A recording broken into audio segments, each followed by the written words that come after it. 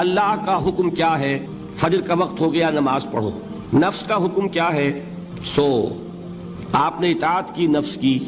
آپ کا مطاع کون ہوا؟ نفس. اور اللہ کی معصیت میں ہوا کہ اس کے حکم کے تابع ہوا. تو آپ کا نفس کیا بن گیا؟ آپ کا خدا، معبود. یا غلطی ہے اس میں کوئی؟ اس شرک کو پہچانیے ذرا. کون بچے گا؟ آپ بات سمجھ رہے ہیں؟ قرآن سے سند چاہیے.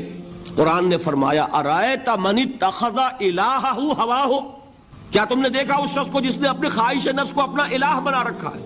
الہ کا لفظ وہ ہے جو آپ کے کلمہ طیبہ میں ہے. کہہ رہا ہے لا الہ الا اللہ، اور جب فارغ ہوتا ہے تو نفس کو فوراً معبود بنا لیتا ہے.